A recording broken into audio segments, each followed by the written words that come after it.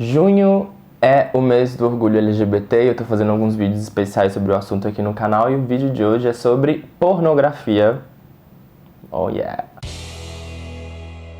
Essas aqui são as minhas redes sociais, Gabriel KDT em todas. Quem assina o canal e deixe comentários, e deixe joinha, e compartilhe, e mande nudes também, né, já que o assunto é pornografia. Bom, não sei nem por onde começar essa discussão aqui nesse vídeo, mas vamos falar primeiro sobre pornografia masculina com mulheres, né? Todas as minhas amigas praticamente odeiam filme pornô, não porque elas odeiam assistir, mas porque elas odeiam algumas mensagens que acabam sendo passadas em filmes pornôs, né? Que as mulheres são muito perfeitas, que elas gozam muito rápido, e tudo bem isso, porque a gente sabe que é um filme, é uma ficção, mas ao mesmo tempo o filme pornô também é o primeiro contato que muitos homens têm com sexo e com sexualidade. E aí o cara assiste esse tipo de filme antes dele começar a ter uma vida sexual ativa, e ele começa a acreditar que isso é verdade. O filme pornô também tem um pouco desse problema no mundo hétero. No mundo gay, eu sinto que existe uma coisa um pouco parecida, e aí relação ativo-passivo, né? Mas também tem uma outra coisa corporal, assim, que todo gay é sarado, que todo gay tem cabelo liso, quando tem negro, tem muito negro que é objetificado, enfim. Tem umas coisas que são de fetiche, tem outras que não são, tem umas que as pessoas aprendem com filmes pornôs, enfim, é complicado, é uma área complicada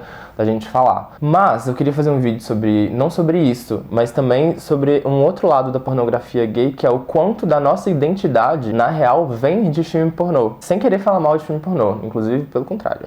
É muito complicado falar disso porque entre todas as generalizações erradas que héteros fazem de gays, existe essa ideia de que todo gay é promíscuo. Então quando a gente fala que muito da identidade gay veio de produção pornográfica, quem tá fora desse meio leva um susto, né, primeiro. Mas eu vou explicar melhor o que é. Nos anos 50, nos Estados Unidos, tinha um movimento que as pessoas chamavam na época de homófilo. Era meio que sobre amor. Existia uma parte da comunidade gay da época que achava que homossexual, a palavra, tinha muito a ver com sexo. E eles queriam uma outra palavra para que tivesse mais a ver com sentimentos. E eles criaram essa. Só que era uma época onde tinha muita repressão. E os governos, especialmente, né, nesse caso específico das palavras, os governos dos Estados Unidos não via diferença entre uma passeata que pedia direitos civis e uma revista pornográfica. Para eles era a mesma coisa. Era propaganda de homossexualidade, e isso não podia existir, era tudo proibido. E como todo esse tipo de coisa era considerado legal, existia um movimento por baixo dos panos que tinha muito a ver com a pornografia, e é sobre isso que eu queria falar. Foram os caras, os pornógrafos, que mudaram um pouco esse cenário, porque além de eles terem dinheiro para investir nessa indústria, eles entendiam o suficiente da lei para poder burlar essas leis.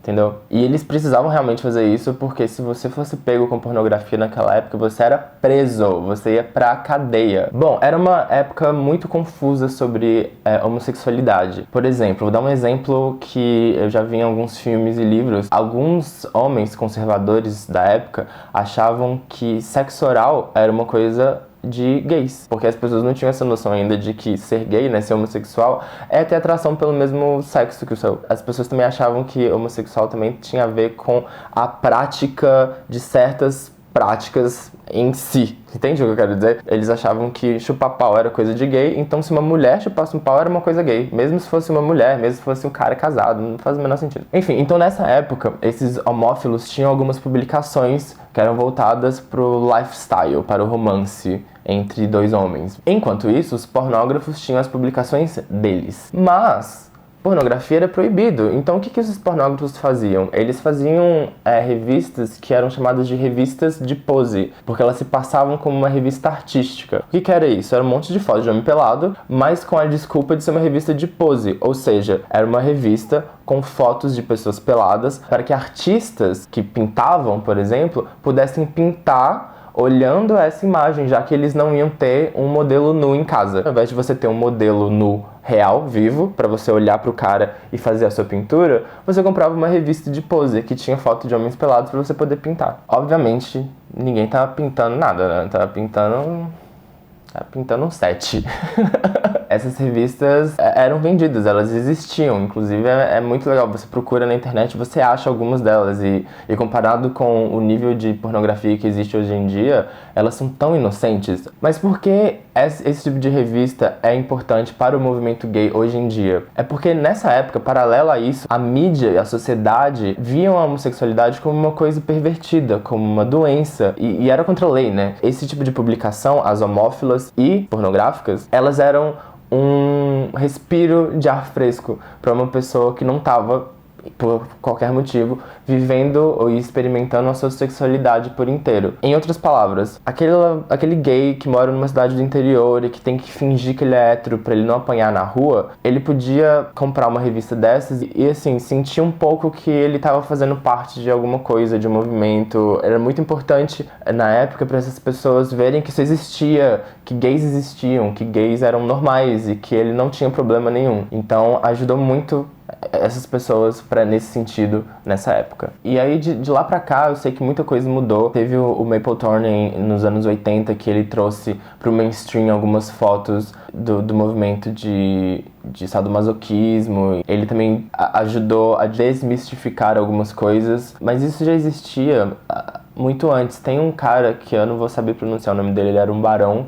Vou colocar o nome dele aqui embaixo. E ele fazia fotos de nus masculinos, assim, 1880, sabe? A produção pornografia gay e de nus masculinos já existia desde que o mundo é mundo. A gente não estuda sobre isso na nossa aula de história no colégio, mas isso não significa que não existia. E eu acho que é muito importante a gente ter isso em mente, porque um dos grandes argumentos contra a comunidade LGBT é falar que tudo isso é uma modinha, que agora tem um monte de gay no mundo porque é moda e tal. E na verdade não é isso, é porque a gente finalmente está numa sociedade onde essas pessoas se sentem confortáveis para elas serem elas mesmas. Gays, lésbicas, transgêneros, travestis sempre existiu, mas eram sociedades que acolhiam elas menos ainda do que acolhem hoje. Então essas pessoas não tinham voz, elas tinham que fazer tudo escondido. E essa é a diferença que a gente está vivendo hoje, né? Que tem mais gay hoje, é porque tem mais gay hoje sendo gay, né? Sendo fora do armário, mas a quantidade provavelmente sempre foi alta,